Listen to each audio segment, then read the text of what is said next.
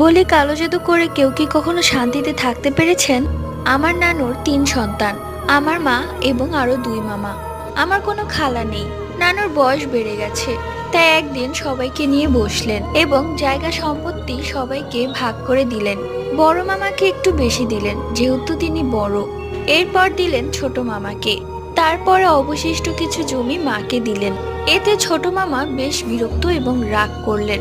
যেহেতু বড় ভাইকে বেশি সম্পত্তি দেওয়া হয়েছে সেহেতু আমাকেও দিতে হবে, মানে আমার মাকে যে সম্পত্তি দেওয়া হয়েছে সেটা যেন আমার ছোট মামাকে দেওয়া হয়। এতে আমার মা বেশ রাগ করলেন। এমনিতে মাকে অল্প সম্পত্তি দেওয়া হয়েছে, তার উপর সেই সম্পত্তিটুকুও চাচ্ছে।